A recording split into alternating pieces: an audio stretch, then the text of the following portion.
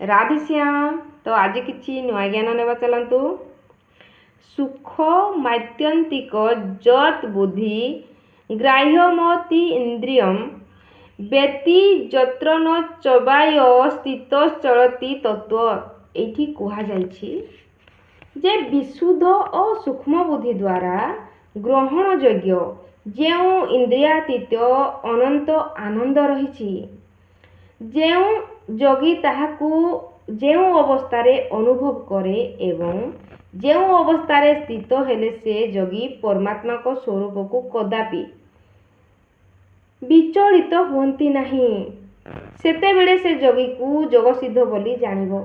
JD संपूर्ण भाव में कहा जाउछि जे विशुद्ध सूक्ष्म बुद्धि द्वारा जेते बेले बुद्धि विशुद्ध हो जाए और सूक्ष्म बुद्धि आसी जाए और प्रत्येकटी ग्रहण योग्य द्वारा इंद्रियातीत अनंत आनंद रही से इंद्रिय मानक द्वारा से अनंत आनंद रही थाए और जोगी ताहाकू जेउ अवस्थारे अनुभव करे जोगी ताहाकू जेउ अवस्थारे अनुभव करे एवं जेउ अवस्थारे स्थित हेले से जोगी परमात्मा को स्वरूप को कदापि विचलित हुअंती नहीं।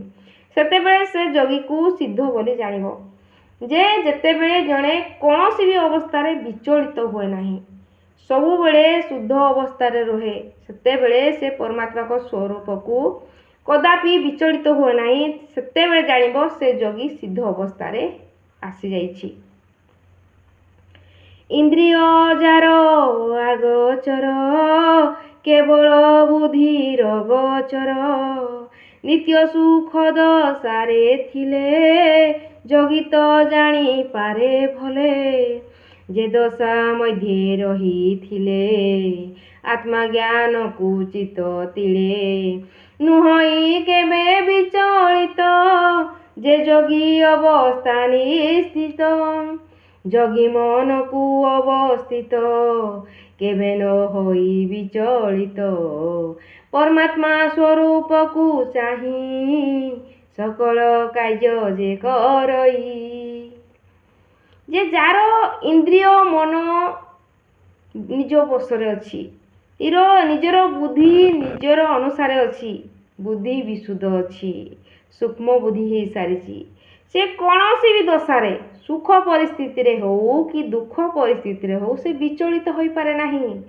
सी परमात्मा को मुह को चाही प्रत्येकटी काम को आदर सहित करि पारे और सेते बेले जानिबो सेई जोगी बिल्कुल परमात्मा को अवस्था को आसी जाइछि परमात्मार सिद्ध अवस्था को आसी जाइछि और जोग सिद्धतार हेई जाइछि बोली जानिबा। जो लब्धा चापल लाभ मान्यते नाधिक तत्व जस्मिन स्थित न दुखे न गुरु पाणी विचालते। एठी कहा जाइछि जे परम प्राप्ति रूपक जेउ लाभ प्राप्ति हुए ताठारु अधिक किछि अछि बोली जोगी मानती नहीं। जे कहउजंती परम प्राप्ति रूपक जेउ लाभ प्राप्ति हो जाए जे कि परम प्राप्ति करि जाइछि जो लाभटा प्राप्ति हुए ताठारु अधिक किछि दुनिया रे अछि बोली जोगी माने मानती नहीं। ओ परमात्मा प्राप्ति रूपक जेउ अवस्था स्थित हेले मध्य जोगी अतिशय दुखरे विचलित हुए नहीं और जेउ मनीष परमात्मा को प्राप्ति रूपक अवस्था पाई सारी स्थिर हो सारी से कौनसी भी अवस्था अतिशय अवस्था आसीगले मध्य दुखरे विचलित हुए नहीं। एही अवस्था जोग सिद्ध हो जाइछि बोली आमे जानी थाउ।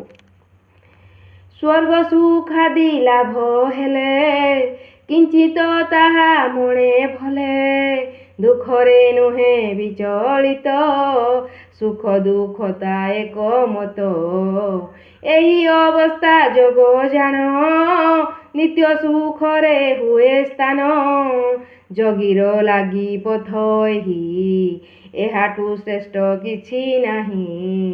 जे जोगी एही भाव थिबो से ब्रह्म दर्शन लभिबो। जे कहउचंती जिए परमात्मा को प्राप्ति ही सारिछि जिए प्रत्येकटी अवस्था सुख हो कि दुख अवस्था से विचलित हुए नहीं।